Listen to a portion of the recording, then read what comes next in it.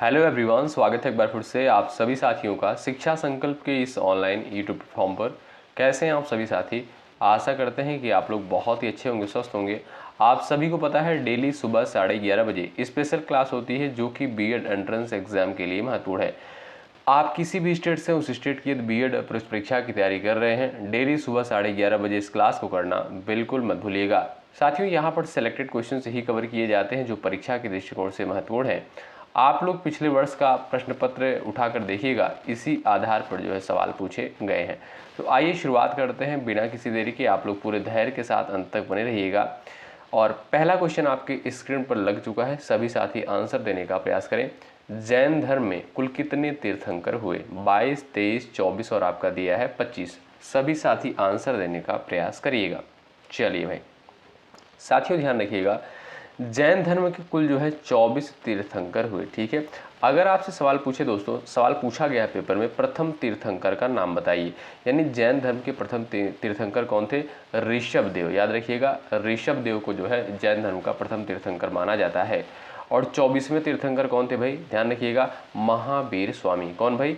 महावीर स्वामी। ठीक है, इस क्वेश्चन का राइट आंसर आपका हो जाएगा ऑप्शन नंबर 3 करेक्ट हो जाएगा। 24 तीर्थंकर हुए। अगला सवाल, प्रत्येक वर्ष राष्ट्रीय युवा दिवस कब मनाया जाता है? सवाल नंबर 2 वेरी इंपॉर्टेंट क्वेश्चन है, स्टार लगा लीजिए। चलिए, प्रत्येक वर्ष राष्ट्रीय युवा दिवस जो है कब मनाया जाता है? चलिए, आप सभी साथी ध्यान रखिएगा, 12 जनवरी को। जो भी दोस्त ऑप्शन नंबर बी पर गए हैं वो बिल्कुल राइट हो जाएंगे। प्रत्येक वर्ष साथियों राष्ट्रीय युवा दिवस जो है 12 जनवरी को मनाया जाता है। और आप सभी को पता होगा, नहीं पता है तो जान लीजिए, 12 जनवरी को जो है स्वामी विवेकानंद का जो है जयंती भी होता है। ठीक है, अगर बात करें यहाँ पर दोस्तों 10 जनवरी की, तो 10 जनवरी को आप सभी को पता है। अगर आपसे पूछे कि विश्व हिंदी दिवस कब मनाते हैं, ध्यान रखिएगा, विश्व हिंदी दिवस प्रत्येक वर्ष 10 जनवरी को मनाया जाता है। और ये भी सवाल कई बार परीक्षा में आ चुका है। ठीक है, बात करें दोस्तों 15 जनवरी की, तो 15 जनवरी को जो है प्रत्येक वर्ष थल सेना दिवस के रूप में मनाया जाता है। और 7 अप्रैल को ध्यान रखिएगा दोस्तों, 7 अप्रैल को जो है विश्व स्वास्थ्य दिवस के रूप में मनाते हैं। ठीक है, तो इस क्वेश्चन का right answer option number B बिल्कुल राइट आंसर हो जाएगा। ठीक है भाई, 12 जनवरी। तो ये आपके जो 4 दिवस हैं, 10 जनवरी, 12 जनवरी और आपका दिया 15 जनवरी, 7 अप्रैल, हमने आपको बता दिया। इनको याद रख लीजिएगा, सभी सवाल पेपर में पूछे जा चुके हैं। अगला सवाल देख लो, पहले बौद्ध संगीत का आयोजन जो है कहाँ पर हुआ था? बताइए। राजगृह, वैशाली, पाटलिपुत्र और आपका दिया है कश्मीर। सभी लोग आंसर देने का प्रयास करें। इस सवाल का करेक्ट आंसर क्या है बताइए। बात करें दोस्तों प्रथम बौद्ध संगीत की जो है, इसका आयोजन दोस्तों राजगृह में हुआ था। कहाँ पर भाई? राजगृह में हुआ था। ये ऑप्शन आपका बिल्कुल राइट आंसर हो जाएगा। साथियों, अगर आपसे पूछा जाए कि बौद्ध धर्म के संस्थापक का नाम बताइए, तो बौद्ध धर्म के संस्थापक कौन थे भाई? गौतम बुद्ध थे। कौन? गौतम बुद्ध। अच्छा, गौतम बुद्ध को दोस्तों ज्ञान की प्राप्ति कहाँ पर हुई थी? बोध गया में। कहाँ पर भाई? बोध गया में जो है इनको ज्ञान की प्राप्ति हुई थी। और इन्होंने जो है अपना प्रथम उपदेश कहाँ पर दिया था? कई बार सवाल पूछा गया है कि गौतम बुद्ध के द्वारा जो है प्रथम उपदेश कहाँ पर दिया गया, तो सारनाथ में। याद रखिएगा, सारनाथ में जो है प्रथम उपदेश दिया गया। और साथियों, जो प्रथम उपदेश दिया गया था इसे ही धर्म चक्र प्रवर्तन के नाम से जानते हैं। ठीक है, अगर आपसे पूछे कि गौतम बुद्ध की मृत्यु कहाँ पर हुई थी, यानी आप कह सकते हो महापरिनिर्वाण कहाँ पर इनको प्राप्त हुआ था, तो वो आपकी जगह है कुशीनगर। क्या भाई? कुशीनगर है। ठीक है, तो इन सारे पॉइंट को आप लोग याद रखिएगा, बहुत महत्वपूर्ण है। तो इस क्वेश्चन का करेक्ट आंसर आपका हो जाएगा राजगृह। ठीक है, पहले बौद्ध संगीत का आयोजन जो है कहाँ पर हुआ था? राजगृह में। ए ऑप्शन करेक्ट है। अगला सवाल देखिए, पानीपत के युद्ध में बाबर की जीत का मुख्य कारण क्या था? उसकी घुड़सवारी, उसकी सैन्य कुशलता, अफगानों की आपसी फूट, इनमें से कोई नहीं। बताइए सही उत्तर का क्या हो जाएगा, आपको लोग बताइएगा। और ये भी आप लोग आंसर करिएगा कि पानीपत का जो है प्रथम युद्ध जो है कब लड़ा गया था? बताएं। चलिए, पानीपत के युद्ध में बाबर की जीत का दोस्तों मुख्य कारण जो था वो था उसकी सैन्य कुशलता। ऑप्शन नंबर बी बिल्कुल राइट आंसर हो जाएगा। अगर आपसे सवाल पूछे कि प्रथम पानीपत का युद्ध कब हुआ था, तो 1526 में। कब भाई? 1526 में लड़ा गया था। तो इस क्वेश्चन का ऑप्शन नंबर बी बिल्कुल राइट आंसर होगा। अगला सवाल, भारत छोड़ो आंदोलन कब शुरू किया गया? बताइए। सवाल नंबर 5 का आंसर करें। एक बार सभी लोग सेशन को लाइक कर दीजिएगा और अपने सभी दोस्तों के पास शेयर कर दीजिएगा। टेलीग्राम चैनल का लिंक दे दिया गया है डिस्क्रिप्शन बॉक्स में, ज्वाइन हो जाइएगा आप लोग। ठीक, चलिए भारत छोड़ो आंदोलन जो है कब शुरू किया गया? 8 अगस्त 1942 को। कब दोस्तों? 8 अगस्त 1942 को जो है भारत छोड़ो आंदोलन शुरू किया गया। किसके द्वारा शुरू किया गया था दोस्तों? महात्मा गांधी के द्वारा। ठीक है, ऑप्शन नंबर आपका ए जो दिया है बिल्कुल करेक्ट आंसर होगा। अगला सवाल ये देखिए आपके सामने है, करो या मरो का नारा जो है किसके द्वारा दिया गया था? महात्मा गांधी, जवाहरलाल नेहरू, बाल गंगाधर तिलक, सुभाष चंद्र बोस। सवाल नंबर 6 का करेक्ट आंसर क्या है बताइए? करो या मरो का नारा जो है किसके द्वारा दिया गया था? चलिए, आपका सही उत्तर दोस्तों क्या हो जाएगा इस सवाल के लिए? जो भी साथी गए हैं ए ऑप्शन पर वो बिल्कुल राइट है। महात्मा गांधी के द्वारा जो है करो या मरो का नारा दिया गया था। ए ऑप्शन करेक्ट है। अगला सवाल, भारतीय कम्युनिस्ट पार्टी की स्थापना जो है कब की गई? बताइए, सही उत्तर क्या आंसर देने का प्रयास करें आप लोग। भारतीय कम्युनिस्ट पार्टी की स्थापना कब की गई? इस सवाल का राइट आंसर दोस्तों क्या हो जाएगा आप लोग बताओ। सही उत्तर आपका क्या हो जाएगा? तो याद रखिएगा 26 दिसंबर। कब? 26 दिसंबर 1925 को जो है, कब भाई? 26 दिसंबर 1925 को भारतीय कम्युनिस्ट पार्टी की स्थापना करी गई थी। तो यहाँ पर आप कर लीजिएगा 1925, क्योंकि यहाँ पर सारे ऑप्शन आपके थोड़ा सा यहाँ पर गलत दिए गए हैं। ठीक है, चलिए अगला सवाल देखिएगा, ये रहा आपके सामने, भारतीय कम्युनिस्ट पार्टी की स्थापना कहाँ पर की गई थी? बताइए। चलिए, सही उत्तर क्या है आप लोग आंसर करो, सब लोग आंसर देने का प्रयास करो इस सवाल के लिए। बताइएगा सही उत्तर क्या हो जाएगा, बताएं। जो भी दोस्त यहाँ पर गए भाई कोलकाता पर, उनका आंसर बिल्कुल राइट आंसर हो जाएगा। भारतीय कम्युनिस्ट पार्टी की स्थापना जो है कहाँ पर की गई थी? कोलकाता में। ए ऑप्शन बिल्कुल करेक्ट है। अगला सवाल, दूसरा गोलमेज सम्मेलन कब आयोजित किया गया? बताइए, दूसरा गोलमेज सम्मेलन जो है कब आयोजित किया गया? आप सभी साथियों को पता होगा कि कितने गोल मेज सम्मेलनों का आयोजन किया गया था? 3। कब कब? एक आपका 1930 में, 1931 में और उसके बाद 1932 में। अगर आपसे सवाल पूछे दोस्तों, और 2025 में जो है यूपी बीएड में ये सवाल आया है कि तीनों गोल मेज सम्मेलन में भाग जो है किसके द्वारा लिया गया था? ध्यान रखिएगा, BR अम्बेडकर के द्वारा। ठीक है, भीमराव अम्बेडकर के द्वारा। ठीक है, तो यहाँ पर बात करें दूसरा गोलमेज सम्मेलन जो है कब आयोजित किया गया? आप कहोगे सर 1931 में। ए ऑप्शन बिल्कुल राइट आंसर हो जाएगा। पहला 1930, दूसरा 1931, तीसरा जो है 1932 में। ठीक, अगला सवाल देखिए, ये रहा, संसद का व्यय किसके द्वारा नियंत्रित किया जाता है? सवाल नंबर 10 का करेक्ट आंसर क्या है बताइए। चलिए भाई, संसद का व्यय किसके द्वारा नियंत्रित किया जाता है? आप सभी साथी आंसर देने का प्रयास करो। राष्ट्रपति, नीति आयोग, वित्त आयोग, नियंत्रक एवं महालेखा परीक्षक। बताइए सही उत्तर क्या है? जो भी साथी यहाँ पर भैया ऑप्शन नंबर डी पर, कहाँ पर भाई? ऑप्शन नंबर डी पर जा रहे हैं, वो बिल्कुल राइट हो जाएंगे। ठीक है साथियों, नियंत्रक एवं महालेखा परीक्षक। संसद का व्यय किसके द्वारा नियंत्रित किया जाता है? नियंत्रक एवं महालेखा परीक्षक के द्वारा। साथियों, कई बार सवाल पूछा गया है कि नियंत्रक एवं महालेखा परीक्षक का उल्लेख जो है संविधान के किस अनुच्छेद में किया गया है? यानी कैग। आपने पढ़ा होगा, नहीं पढ़े तो भाई जान लीजिए। ठीक है, नियंत्रक एवं महालेखा परीक्षक जिसे आप कैग बोलते हो, इसका उल्लेख संविधान के 148 किस आर्टिकल नंबर यानी अनुच्छेद नंबर 148 में इसका उल्लेख मिलता है, और बहुत ही महत्वपूर्ण आर्टिकल है ये।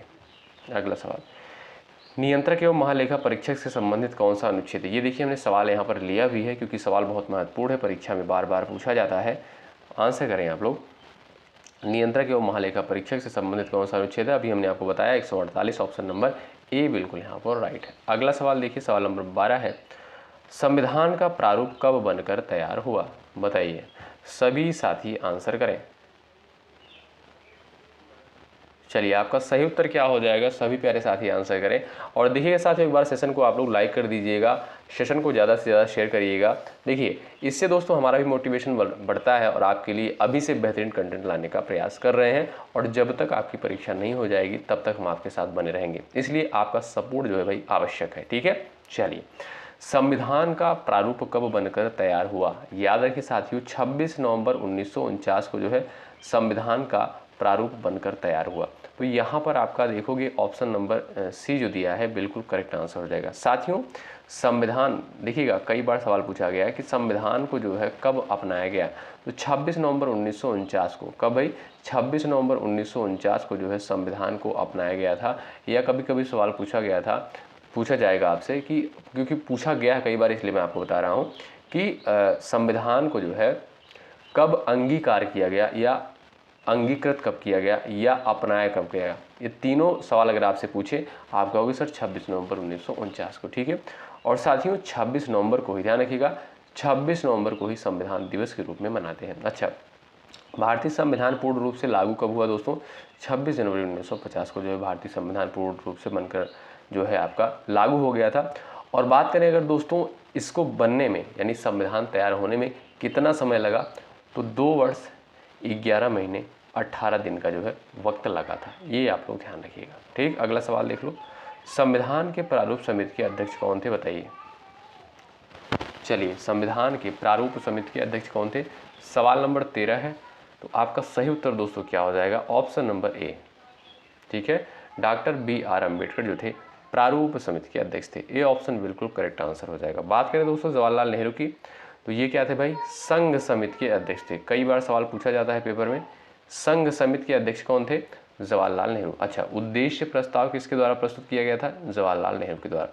और राजेंद्र प्रसाद आप सभी को पता होगा, इन्हें जो है भारतीय संविधान सभा का प्रथम अस्थायी अध्यक्ष बनाया गया। क्या भाई? अस्थायी अध्यक्ष। अगर आपसे सवाल पूछे अस्थायी अध्यक्ष कौन थे संविधान सभा के, तब आप कहोगे राजेंद्र प्रसाद। ठीक है, अगला सवाल, संविधान के संचालन समिति के अध्यक्ष कौन थे, बताइए। चलिए आंसर करें सब लोग भाई। संचालन समिति के अध्यक्ष कौन थे? डॉक्टर राजेंद्र प्रसाद। कौन भाई? Doctor Rajendra Prasad. B option बिल्कुल करेक्ट आंसर हो जाएगा। अगला सवाल ये रहा आपके सामने, भारतीय संविधान में राज्य के नीति निर्देशक तत्वों को शामिल करने का मुख्य उद्देश्य क्या था?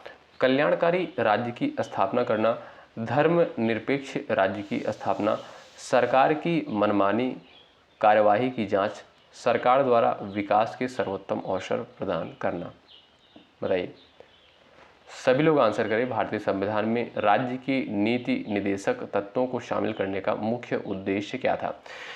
बात अगर करें दोस्तों हम लोग यहाँ पर नीति निर्देशक तत्व की, अब ध्यान दीजिएगा, जो मैं पॉइंट आपको बता रहा हूँ याद रखिएगा, सवाल पूछा जाता है यहाँ से। अगर आपसे सवाल पूछे कि राज्य की नीति निर्देशक सिद्धांत का उल्लेख संविधान के किस भाग में किया गया है, आप कहोगे सर भाग 4 के अंतर्गत। ठीक है, भाग 4 के अंतर्गत। और अनुच्छेद पूछे तो आप कहोगे सर 36 से 51 के तहत इसका उल्लेख मिलता है। ठीक है, और नीति निर्देशक तत्व की अवधारणा किस देश के संविधान से ली गई है? याद रखें, आयरलैंड के संविधान से ली गई है। ये सारे पॉइंट दोस्तों बहुत महत्वपूर्ण है। ठीक है, तो यहाँ पर इसका उद्देश्य दोस्तों क्या था, ध्यान रखिएगा, कल्याणकारी राज्य की स्थापना करना। ये ऑप्शन बिल्कुल करेक्ट आंसर है। अगला सवाल देखो, वर्तमान में राज्यसभा की अधिकतम सदस्य संख्या कितनी है? 244, 245, 250, 256। बताइए सही उत्तर क्या है इस सवाल के लिए। चलिए भाई साथियों, अगर आप देखोगे यहाँ पर आपका जो थर्ड ऑप्शन दिया है बिल्कुल करेक्ट आंसर हो जाएगा। वर्तमान में राज्यसभा की अधिकतम सदस्य संख्या कितनी है? 250 है। ठीक है, और साथियों आप फिर से मैं आपको बता दे रहा हूँ, कई बार हमने आपको बताया है, अगर आप लोग क्लास में बने रहते हैं तो सारी चीज़ें आपकी क्लियर हो जाएंगी। ठीक है, देखिए यहाँ से महत्वपूर्ण सवाल बनते हैं। जैसे आपसे पूछेगा कि संसद के जो है, संसद के कितने सदन होते हैं, तब आप कहोगे सर 2 सदन होते हैं, एक आपकी लोकसभा होती है और एक आपकी राज्यसभा होती है। ठीक है, राज्यसभा और लोकसभा, ध्यान रखिएगा, राज्यसभा को दोस्तों क्या बोलते हैं? इसको उच्च सदन बोलते हैं। क्या? उच्च सदन। कई बार सवाल पूछा गया, उच्च सदन किसे कहते हैं? राज्यसभा को। निम्न सदन किसे बोलते हैं भाई? लोकसभा को। लोकसभा को जो है निम्न सदन कहा जाता है। और लोकसभा का उल्लेख दोस्तों याद रखिएगा अनुच्छेद 81 के तहत किया गया है, और राज्यसभा का उल्लेख जो है अनुच्छेद 80 के तहत किया गया है, और संसद का उल्लेख जो है अनुच्छेद 79 के तहत किया गया है। और संसदीय संबंधी व्यवस्था जो है, यानी जो वर्तमान समय भारतीय संविधान में संसदीय प्रणाली चल रही है, ये व्यवस्था कहाँ से ली गई है? तो याद रखें ब्रिटेन के संविधान से ली गई है। इन सारे पॉइंट को आप लोग ध्यान रखिएगा। ठीक है, तो साथियों अगर आपसे पूछे कि संसद के कितने सदन थे, तब आप कहोगे 2 सदन। ठीक है, लोकसभा और राज्यसभा। और एक सवाल और पूछता है कि संसद के कितने अंग हैं, तब आप क्या कहोगे? अगर आपसे पूछे कि संसद के कितने अंग हैं, तब आप कहोगे सर 3 अंग हैं। कौन कौन से हैं? एक आपकी है लोकसभा, दूसरी है आपकी राज्यसभा, तीसरा आपका राष्ट्रपति। ठीक है, ये तीनों पॉइंट आप लोग ध्यान रखें। ठीक है, तो आपका राइट आंसर क्या है? 250, क्योंकि यहाँ पर पूछा गया वर्तमान में राज्यसभा की अधिकतम सदस्य संख्या कितनी है? 250 है। आशा करता हूँ कि समझ गए होंगे आप लोग। चलिए आगे बढ़ते हैं। सवाल नंबर नेक्स्ट है, समवर्ती सूची की अवधारणा किस देश के संविधान से ली गई है? बताइए। चलिए बताइए। ऑस्ट्रेलिया, फ्रांस, कनाडा और आपका दिया आयरलैंड। बात करें दोस्तों समवर्ती सूची की, तो ये अवधारणा ऑस्ट्रेलिया के संविधान से ली गई है। ऑप्शन आपका ए करेक्ट है। अगला सवाल ये रहा, निम्नलिखित में से जो है किस क्षेत्र को लोकप्रिय रूप से विश्व के बगीचे कहा जाता है? बताइए। विश्व का बगीचा जो है किस क्षेत्र को कहा जाता है? आप सभी साथी आंसर करिएगा। गर्म एवं आर्द्र भूमध्य रेखीय क्षेत्र को, उष्णकटिबंधीय समुद्री क्षेत्र को, भूमध्य सागरीय क्षेत्र को, उष्णकटिबंधीय घास के मैदान क्षेत्र को। बताइए, आंसर करें सभी प्यारे दोस्त। चलिए, अब जो भी साथी यहाँ पर जा रहे हैं ऑप्शन नंबर 3 पर, वो भाई बिल्कुल सही उनका आंसर है, भूमध्य सागरीय क्षेत्र। ठीक है साथियों, निम्नलिखित में से किस क्षेत्र को लोकप्रिय विश्व के बगीचे कहा जाता है? भूमध्य सागरीय क्षेत्र को जो है विश्व के बगीचे कहा जाता है। 3rd ऑप्शन राइट है। अगला सवाल देख लीजिएगा, निम्नलिखित में से कौन सा दर्रा जो है जम्मू घाटी को कश्मीर घाटी से जोड़ता है? सवाल नंबर 19 का करेक्ट आंसर क्या है? बताइए। चलिए भाई, सवाल नंबर 19 का आंसर करें आप लोग। निम्नलिखित में से कौन सा दर्रा जो है जम्मू घाटी को कश्मीर घाटी से जोड़ता है? बोमडीला, जेलिप, दीफू, बनिहाल। तो वो है दोस्तों आपका बनिहाल दर्रा। कौन सा? बनिहाल दर्रा है। D option correct. अगला सवाल, निम्नलिखित में से कौन सी नदी जो है मुहाना बनाती है? बताइए। सभी लोग आंसर करें फटाफट भाई। चलिए भैया, आंसर करें आप लोग। जो भी साथी यहाँ पर बी ऑप्शन पर जा रहे हैं वो बिल्कुल राइट है। ठीक है, नर्मदा। अगला सवाल, किस स्थान को भारत की अंगूर की राजधानी के रूप में जाना जाता है? बताइए। नासिक, मुजफ्फरनगर, मुंबई, फरीदाबाद। किस स्थान को भारत की अंगूर की राजधानी के रूप में जाना जाता है? वो दोस्तों आपका नासिक है। क्या भाई? नासिक। ए ऑप्शन बिल्कुल राइट आंसर हो जाएगा, ध्यान रखें। अगला सवाल ये रहा, निम्नलिखित में से जो है किस प्रकार के कोयले को काला हीरा कहा जाता है? बताइए। काला हीरा जो है किसे कहा जाता है? लिग्नाइट को, एंथ्रेसाइट को, बिटुमिनस को, इनमें से कोई नहीं। आपका सही उत्तर क्या हो जाएगा भाई? सवाल के लिए एंथ्रेसाइट होगा। क्या भाई? ऑप्शन बी करेक्ट हो जाएगा। ठीक है, ऑप्शन नंबर बी वाले दोस्त राइट है। अगला सवाल, जनगणना 2011 के अनुसार निम्नलिखित में से किस राज्य में सबसे कम जनसंख्या दर्ज की गई है? गोवा, हिमाचल प्रदेश, सिक्किम, हरियाणा। बताइए। 23 का आपका राइट आंसर क्या है इस सवाल के लिए? जनगणना 2011 के अनुसार निम्नलिखित में से किस राज्य में सबसे कम जनसंख्या दर्ज की गई है? तो वो है दोस्तों आपका सिक्किम राज्य। ऑप्शन नंबर 3 राइट है। और 2011 की जनगणना के अनुसार सबसे अधिक जनसंख्या कहाँ पर है दोस्तों? यूपी, उत्तर प्रदेश में है। ठीक है, याद रखें आप लोग। अगला सवाल देखें भाई, सवाल नंबर नेक्स्ट है, भारत की पहली पूर्ण जनगणना कब की गई थी? बताइए। भारत की पहली पूर्ण जनगणना जो है कब करी गई थी? 1881 में। ऑप्शन ए बिल्कुल राइट आंसर है। अगला सवाल देखें, सभी को पता होना चाहिए, बहुत महत्वपूर्ण है। 2011 की जनगणना के अनुसार भारत का सबसे अधिक आबादी वाला राज्य कौन सा है? साथियों, बात करें सबसे अधिक आबादी वाला राज्य, तो वो है आपका दोस्तों यूपी है। कौन सा भाई? यूपी है। और आप सभी को पता होगा राजस्थान जो है सबसे अधिक क्षेत्रफल वाला राज्य है। कौन सा? राजस्थान है। ठीक है, तो यहाँ पर साथियों आप देखोगे ऑप्शन नंबर जो ए दिया है बिल्कुल करेक्ट आंसर है, उत्तर प्रदेश। अगला सवाल, भारत में मौद्रिक नीति का निर्णय जो है कौन करता है? बताइए। भारत में जो है मौद्रिक नीति का निर्णय जो है कौन करता है? आरबीआई यानी रिजर्व बैंक ऑफ इंडिया। ठीक है, ऑप्शन आपका जो 3rd दिया है बिल्कुल करेक्ट आंसर हो जाएगा। आप लोग आंसर करिएगा कि रिजर्व बैंक ऑफ इंडिया यानी आरबीआई की स्थापना कब हुई थी? इसका मुख्यालय जो है कहाँ पर स्थित है? और वर्तमान में आरबीआई के गवर्नर कौन है? इन 3 क्वेश्चन का आप लोग आंसर जरूर करिएगा कमेंट बॉक्स में। जिसका आंसर सबसे पहले आएगा उसका आंसर कमेंट बॉक्स में पिन किया जाएगा। तो आप लोग आंसर जरूर करिएगा साथियों। अगला क्वेश्चन, एनीमोमीटर क्या मापता है? बताइए। सभी लोग आंसर करें। एनीमोमीटर जो है क्या मापता है? हवा की नमी को, हवा की गति को, समुद्र की गहराई को, समुद्र तल से ऊंचाई को। सही उत्तर हो जाएगा दोस्तों हवा की गति को। किसे भाई? हवा की गति को जो है एनीमोमीटर। ऑप्शन नंबर 2 बिल्कुल करेक्ट आंसर। अगला सवाल ये रहा, भारत की जो है सबसे लंबी नदी कौन सी है? 28 का आंसर करें। भारत की जो है सबसे लंबी नदी कौन सी है? कोशी, गंगा, ब्रह्मपुत्र, गोमती। आपका सही उत्तर हो जाएगा दोस्तों गंगा। गंगा जो है ये है भारत की सबसे लंबी नदी, ठीक है। तो बी ऑप्शन आपका जो दिया है बिल्कुल करेक्ट आंसर है। अगला सवाल चलिएगा, भारत की पहली महिला राज्यपाल कौन थी? 29 का आंसर करें। भारत की जो है पहली महिला राज्यपाल कौन थी? चलिए,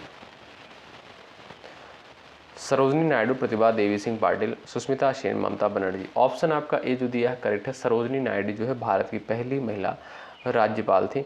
ए विकल्प आपका यहाँ पर साथियों बिल्कुल राइट है। अगला सवाल, स्वतंत्र भारत के प्रथम गवर्नर जनरल कौन थे? सवाल नंबर 30 का करेक्ट आंसर क्या है? स्वतंत्र भारत के प्रथम गवर्नर जनरल का नाम बताइए। 30 का सही उत्तर क्या है आप लोग बताओ, आंसर करो। Lord Canning, Lord Mountbatten, Lord Dufferin, Lord Lytton. सही उत्तर हो जाएगा आपका लॉर्ड माउंटबेटन। कौन भाई? Lord Mountbatten. बी ऑप्शन आपका यहाँ पर राइट हो जाएगा साथियों, ध्यान रखिएगा, बी ऑप्शन आपका करेक्ट है। अगला सवाल, नोबेल पुरस्कार प्राप्त करने वाले पहले भारतीय कौन थे? नोबेल पुरस्कार प्राप्त करने वाले पहले भारतीय का नाम बताइए। रविंद्रनाथ टैगोर। याद रखिएगा, यहाँ पर सही कर लीजिएगा, रवीन्द्रनाथ टैगोर लिखा है, रविंद्रनाथ टैगोर कर लीजिएगा साथियों। रविंद्रनाथ टैगोर को जो है 1913 में, कब? 1913 में जो है नोबेल प्राइज़ दिया गया था। अच्छा, किस लिए दिया गया था ध्यान रखिएगा, इनकी एक रचना है, कौन सी? गीतांजलि है, इसके लिए जो है इन्हें नोबेल प्राइज़ मिला था रविंद्रनाथ टैगोर को। ऑप्शन नंबर ए जो है बिल्कुल करेक्ट आंसर है। अगला सवाल, भारतीय राष्ट्रीय कांग्रेस के प्रथम अध्यक्ष का नाम बताइए। चलिए, सभी साथियों क्वेश्चन यहाँ पर जो है जितने भी यहाँ पर प्रश्न लिए गए हैं सभी महत्वपूर्ण हैं। देखिए, आप लोग जब पिछले वर्ष का प्रश्न पत्र उठाकर देखेंगे उसी आधार पर यहाँ पर सवाल लिए गए, तब आपको चीज़ें कन्फर्म हो जाएंगी, ठीक है। चलिए, भारतीय राष्ट्रीय कांग्रेस के जो है प्रथम अध्यक्ष कौन थे? व्योमेश चंद्र बनर्जी। ऑप्शन नंबर ए बिल्कुल राइट आंसर हो जाएगा। अगला सवाल देख लीजिए भाई, भारत का पहला वायसराय कौन था बताइए। भारत का जो है पहला वायसराय कौन था? इस सवाल का आपका राइट आंसर क्या है भाई? Lord William Bentinck, Lord Canning, Lord Cornwallis, इनमें से कोई नहीं। ऑप्शन सेकंड करेक्ट है, लॉर्ड कैनिंग जो था ये भारत का पहला वायसराय था। अगला सवाल, भारत की पहली महिला मुख्यमंत्री का नाम बताइए। भारत की पहली महिला मुख्यमंत्री श्रीमती सुचेता कृपलानी। ए ऑप्शन बिल्कुल राइट आंसर है। और ये है आपका लास्ट सवाल 35 का, आप लोग आंसर करिएगा। भारत के लोकसभा के प्रथम अध्यक्ष का नाम बताइए। 35 का सभी का आंसर आना चाहिए। आप सभी जानते हैं लास्ट क्वेश्चन का आंसर जो है आपको देना होता है, तो ज़रूर आंसर करिएगा दोस्तों। ये क्लास आपको कैसी लगी कमेंट बॉक्स में ज़रूर बताएं, और एक बार सेशन को लाइक ज़रूर करिएगा आप लोग, ज़्यादा से ज़्यादा। यदि आप लोग सेशन को लाइक करते हैं तो आपको और भी बेहतरीन कंटेंट देखने को मिलेगा, ठीक है। क्योंकि दोस्तों इससे हमारा भी मनोबल बढ़ता है, मोटिवेशन बढ़ता है, आपके लिए बेहतरीन चीज़ें लाने का प्रयास करते हैं। और अभी से जो है हमारे चैनल से तैयारी करने के लिए आप लोग जुड़ जाएं। यहाँ पर बिल्कुल फ्री में आपको कंटेंट प्रोवाइड किया जाएगा, और जो भी कंटेंट साथियों दिया जा रहा है सारे कंटेंट महत्वपूर्ण है। देखिए, आप अगर हमारी बातों पर भरोसा नहीं हो रहा हो तो आप लोग पिछले वर्ष का प्रश्न पत्र उठाइए। देखिए, मैं इसलिए बोल रहा हूँ कि अगर भरोसा नहीं हो रहा है, क्योंकि दोस्तों आप देखोगे यूट्यूब पर बहुत सारे आपको कंटेंट मिलेंगे, बहुत सारे आपको चैनल मिलेंगे जहाँ पर लोग पढ़ाएंगे या पढ़ा रहे होंगे। लेकिन मैं इसलिए आपसे कह रहा हूँ कि जब आप लोग देखोगे पिछले वर्ष का प्रश्न पत्र, तभी आप किसी का क्लास करो। इससे क्या होगा, आपको समझ में आएगा कि हाँ, ये चीज़ें जो प्रोवाइड की जा रही हैं लोगों के द्वारा सही है कि नहीं है, ठीक है। तो आपको इस तरीके से भरोसा करना होगा, क्योंकि यूट्यूब प्लेटफॉर्म है, बहुत सारे चैनल हैं, ठीक है। तो चलिए, मिलते हैं दोस्तों आपसे नेक्स्ट क्लास में। और अगर आपका कोई डाउट होता है कमेंट बॉक्स में आप लोग लिख सकते हैं। मिलते हैं नेक्स्ट क्लास में, तब तक के लिए बाय बाय, टेक केयर, जय हिंद, जय भारत।